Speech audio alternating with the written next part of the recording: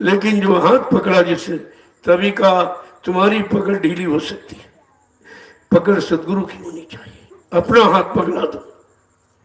जब अपना हाथ पकड़ा दोगे तब तुमको कोई चिंता नहीं रहेगी।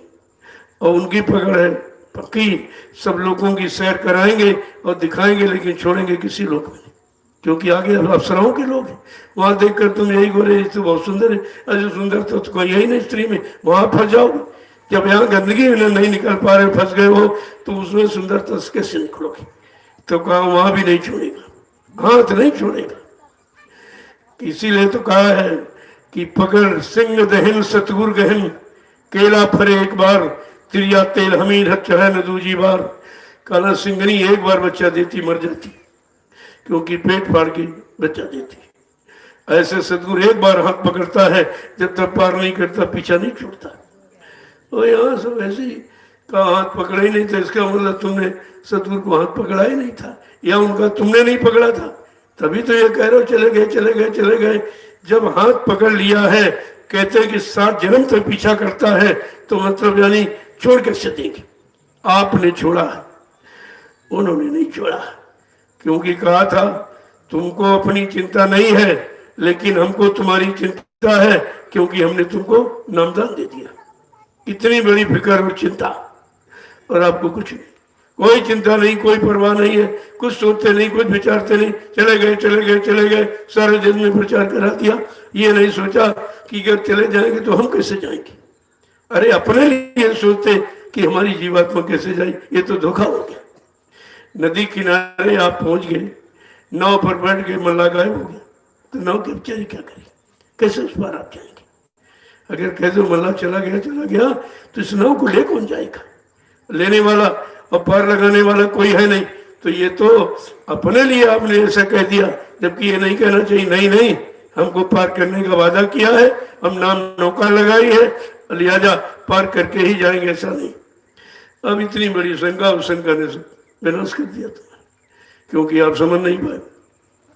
अगर सत्संग वचनों को सुना होता, अपने जीवन का आधार बनाया होता, एक एक वचन पर चल करके आपने सच्चाई को प्राप्त किया होता, तो धोखा है नहीं। संत दरबार में धोखा खत्म किया जाता, शंकाएं और किसका समाधान किया जाता, और तुमने दरबार से और उसी जिसने कहा उसी में शंका कर रहे, उसी में शंका कर। इतना भी नहीं समझ पाए हो, इतने वादे किए, इतने संकल्प और प्रतिज्ञाएं की हैं, इतने महान साकेत यज्ञ किए, कहा 3 यज्ञ हो गए, बच्चा चौथा सत्युग साकेत यज्ञ बाकी है। जब चौथा यज्ञ सत्युग आगमन का होगा, वो यज्ञ किसी पुरानी धार्मिक नगरी में नहीं होगा, पुरानी बड़ी नदी किनारे नहीं होगा, बड़े शहर कस्बों में नहीं होगा, एक बियाबान जंगल में एक छोटी सी नदी होगी, वहां 10 करोड़ प्रेमी इकट्ठा होंगे। चौथे यज्ञ में चेला कितने हैं? 45 करोड़। और 10 करोड़ की बात तो पहले ही कह दी कि जब तक चौथा यज्ञ आएगा 10 करोड़ ही बचेंगे, स्वार्थी लोभी लाची मेरी शरत छोड़ के भाग जाएंगे, कोई नहीं टिकेगा।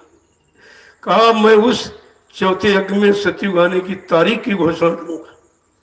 कितनी बड़ी बात है, और सब भूल गए आप, क्योंकि आपने सत्संग वचनों को पकड़ा नहीं, आपने गुरु को किया ही नहीं था। गुरु ने तुम्हें पकड़ा, तुमने गुरु को पकड़ा नहीं था।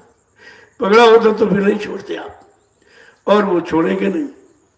जैसे पतंग उड़ाने वाला आसमान में पतंग को बहुत ऊंचे फेंक देता, देखने वाला कहता अरे न उड़ाने वाला दिखाई देता न डोरी, पता नहीं पतंग कहाँ गिरेगी, किसके हाथ लगेगी।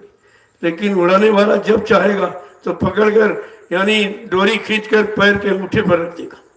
इस तरह ये जीव हैं जिनको नाम डोर शब्द डोर से बांधा है, ये कहीं चले जाएं, कहीं भटक जाएं, लेकिन समय आने पर इनको घसीट लिया जाएगा। कोई कहीं जाने वाले नहीं है। देखते जाइए आप सभी कि धीरे धीरे धीरे धीरे कैसे लोग आ रहे।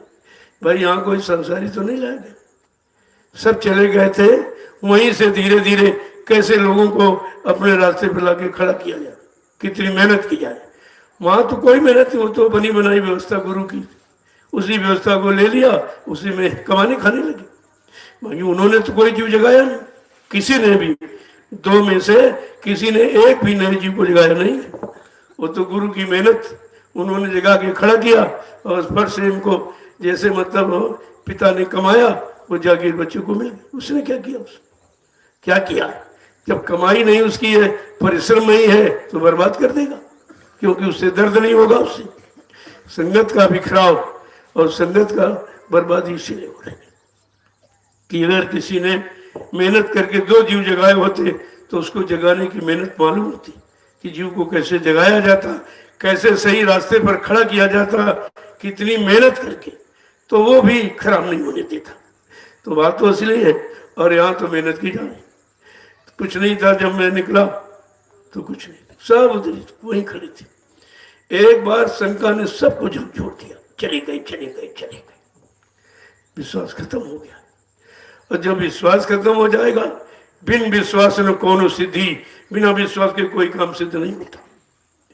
तो धीरे धीरे, क्योंकि संत बीज बिन सह नहीं, आए पड़े जो झोल, और कंचन ये दृष्टा गिरे, घटे न ताको।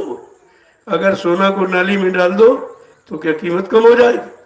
ले जाओ उसको, कीमत नहीं कम होती। ऐसे संत बीज नीच घर उपजे तो संत का संत।